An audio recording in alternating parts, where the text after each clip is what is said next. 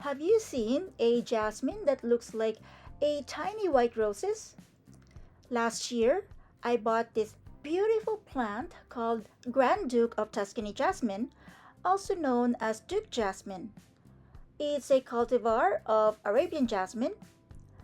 Its flowers are full and layered, almost like miniature roses, and it has a strong, sweet fragrance. This plant grows as a compact shrub and is a bit slower growing compared to other jasmine types.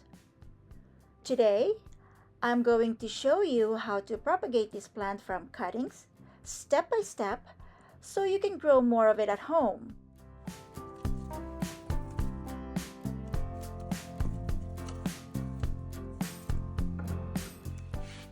When choosing a cutting for Duke jasmine or any type of jasmine, look for a semi-hardwood stem, something that's not too soft and not too woody.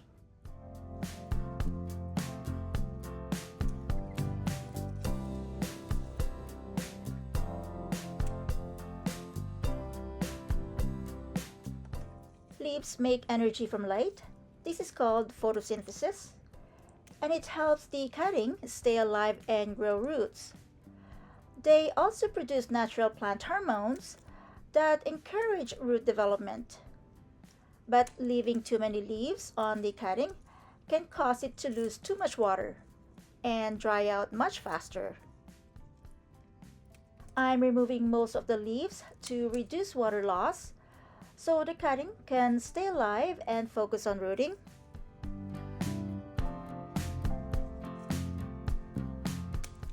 I'm just going to leave 1 or 2 leaves at the top. That's enough to make energy to keep the cutting alive, and it also helps trigger root growth.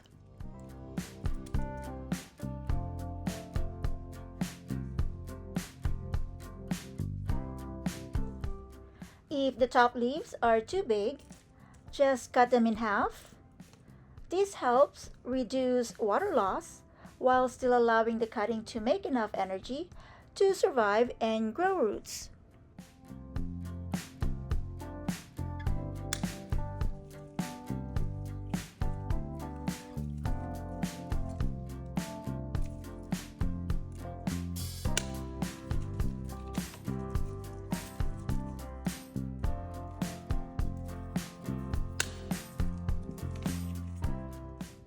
When preparing your cuttings, always cut just below a leaf node.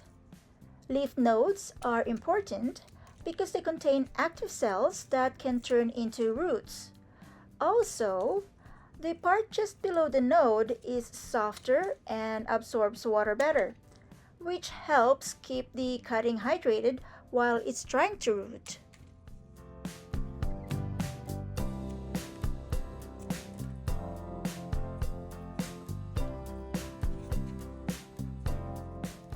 In my bougainvillea propagation video, I scrape the lower part of the stem to help it root faster. You can do the same with jasmine, but I usually don't. Jasmine stems are thinner and softer, so they're easier to damage compared to tougher plants like bougainvillea. If you do try it, just make sure to scrape very lightly.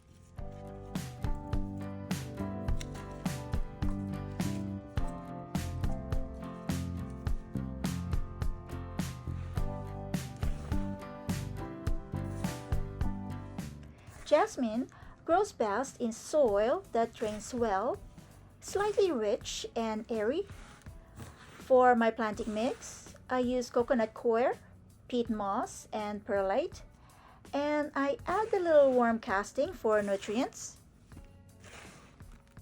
Perlite makes the soil light, airy, and well draining, perfect for cuttings or any plant that doesn't like soggy roots.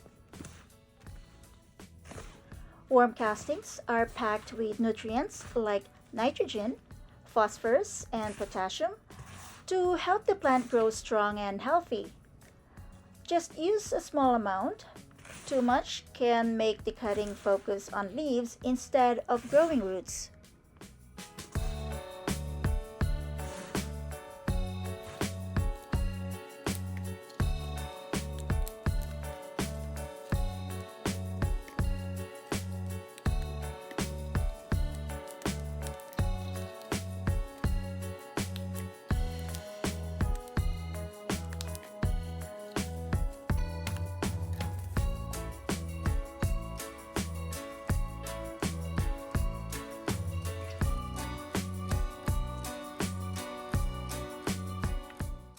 I like to make small holes in the soil before planting the cutting.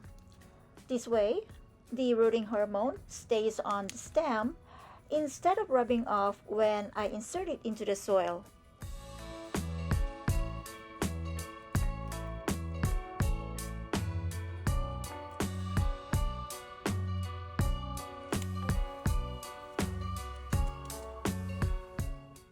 I like to use rooting hormone whenever I propagate cuttings. It helps the cutting grow roots faster, but it's completely optional. You can still root cuttings without it. The rooting hormone I always use is called Promix.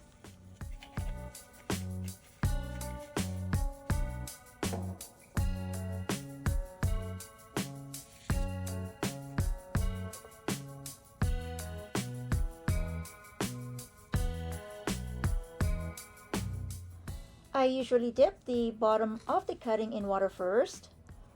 This helps the rooting hormone powder stick to the stem easily. But this time, the cuttings are already in the water, so there's no need to dip them again.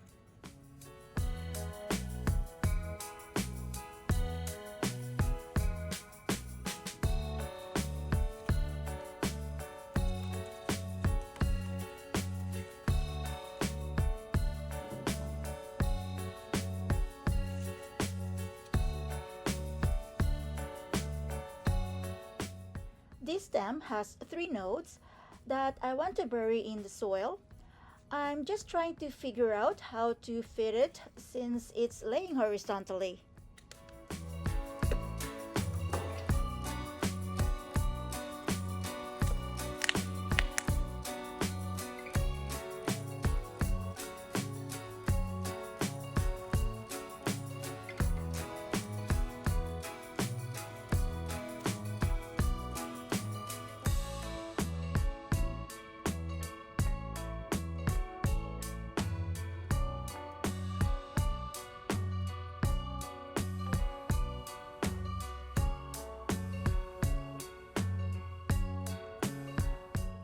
Try to bury at least 2 nodes in the soil. That gives the cutting more chances to grow roots. Like I mentioned earlier, leaf nodes contain active cells that can turn into roots.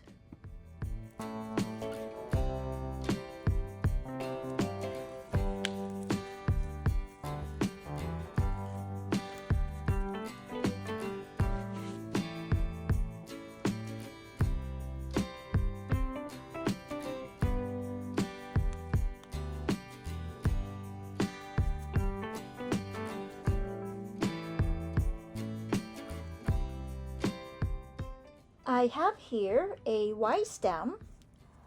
This is where one stem meets another. This junction is also called a node. Both leaf nodes and this stem junction have active cells that can turn into roots. So whether it's a leaf node or a branch junction, as long as the node is healthy and buried in the soil, it can grow roots.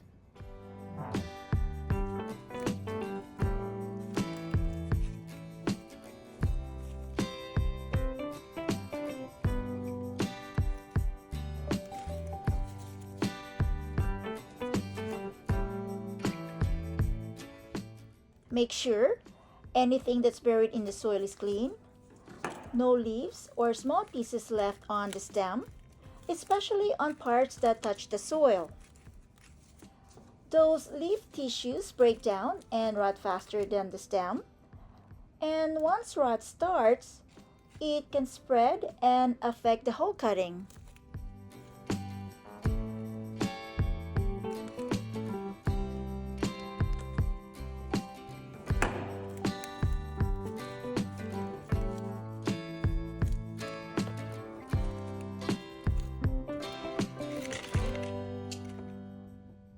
Watering the cuttings right after planting helps the soil settle and gives them the moisture they need to start rooting. Water also activates the rooting hormone, but too much water can wash it away.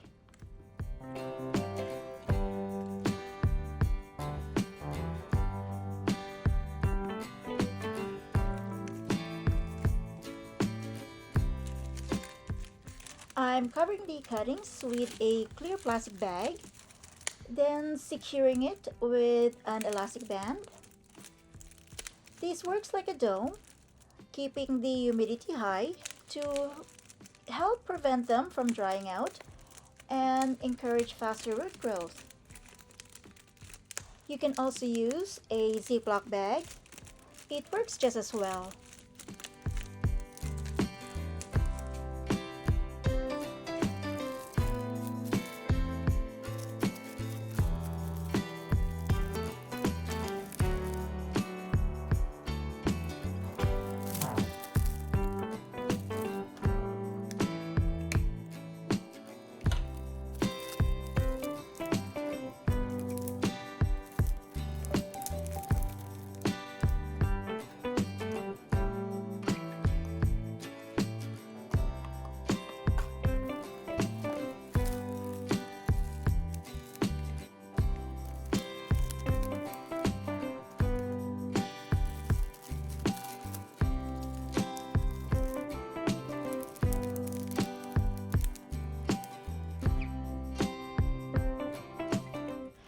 I'm going to try the moist paper towel and water propagation methods on these jasmine cuttings, just like I did with bougainvillea, to see which one was faster. In general, soil propagation is the most reliable method, but it's always fun to compare.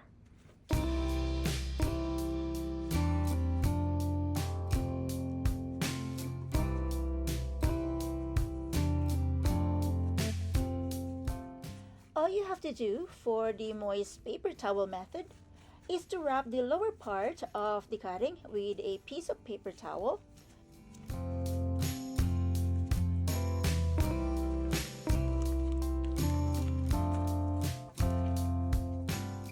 Wet it, then squeeze out the excess water. You want it moist, not soaking wet. Too much water can cause rot or mold. Place it in a bag or a Ziploc bag and keep it in a bright spot away from direct sunlight.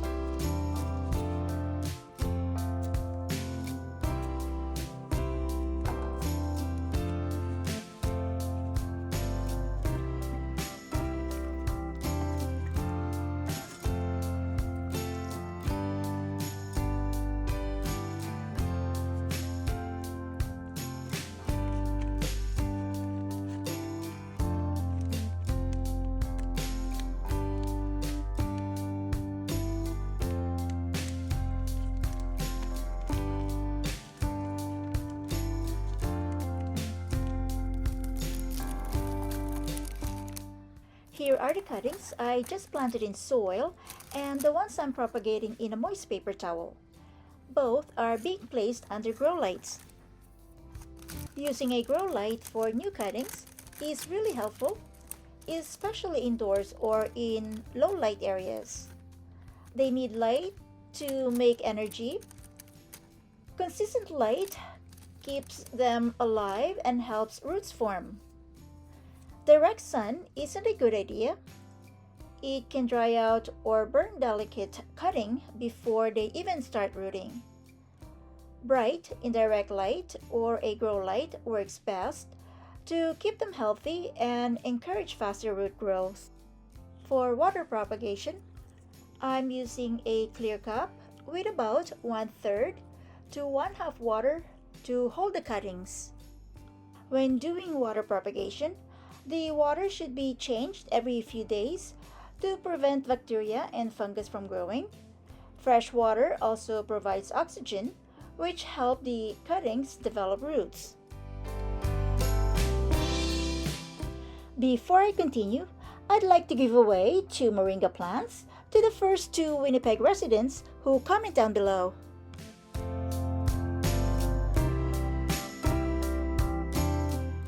I hope you enjoyed learning how to propagate jasmine.